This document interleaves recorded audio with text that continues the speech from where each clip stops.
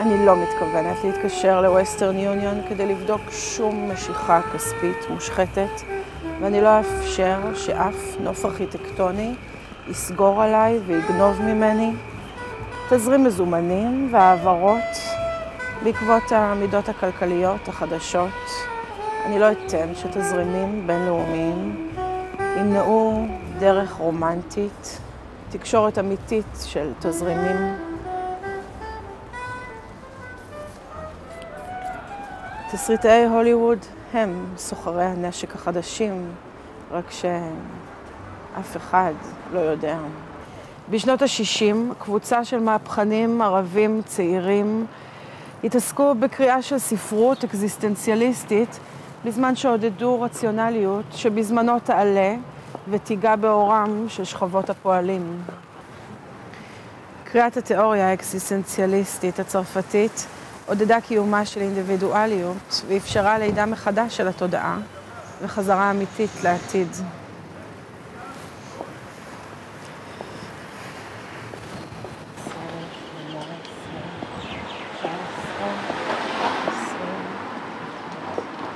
המהפכנים הצעירים קבעו שיטה חברתית ושימוש בחיבה תוך תמיכה של ארגוני השלום, והקהילה הבינלאומית הסכימה להיכנס לחוויה מרעננת. הנשק נסחר באופן חוקי בין המדינה למהפכנים, והיה צפוי שהאקזיסטנציאליסטים החדשים יתפסו את השלטון.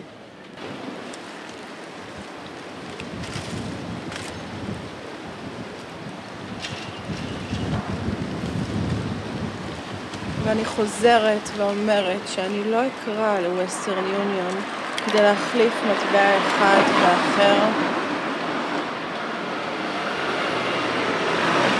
אני לא אשתמש במטבע חוץ למימון כל פתרון, ובטח לא אאפשר שתסכול קולוניאלי ירדוף אחריי.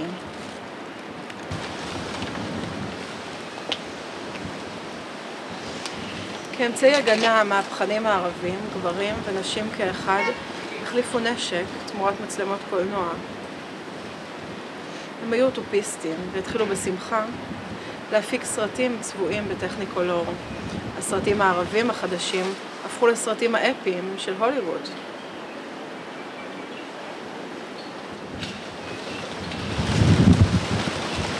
אבל באותו הזמן כבר היו שנות ה-80 והסחר בנשק הממלכתי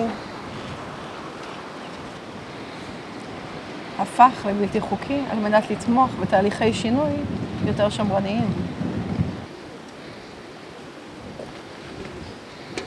ואני לא אאפשר לאף אידיוט לנסות שום פתרון קולוניאלי לבעיות אקזיסטנציאליסטיות בין מדינות מתפתחות. אל תשוחחו, אל תרשו לממשקים לשנות סדר שכונן לפני.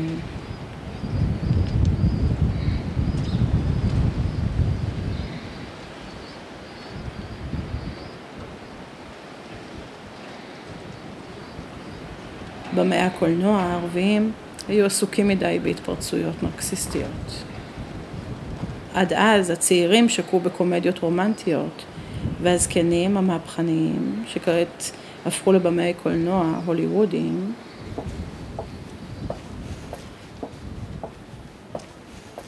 הם איבדו את הרעיונות האקזיסטנציאליסטיים ועשו מאמצים להימנע מהתסכול של העולם המערבי.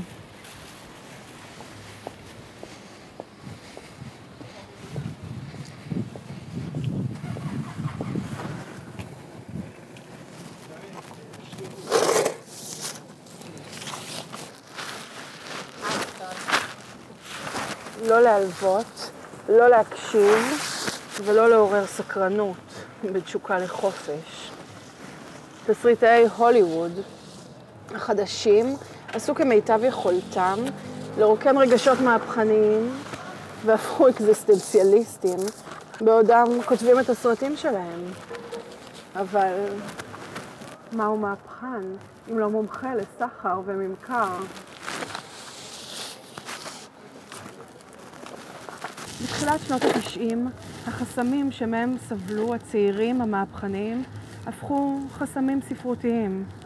מהו תסריטאי אם לא חייל במסווה, ידידי היקר, מוקדש לסחר באקזיסטנציאליזם? תזרימים של החלפות וחזרות, ידידי היקר, גשרים בין רצון ושליטה, התלהבות ואחריות למלחמה. הסוד של האזרחים הוא שמעולם לא היו קיימים. הם תמיד היו התסריטאים המהפכנים, והם תמיד עבדו בשביל לבנות את הקולנוע הערבי החדש.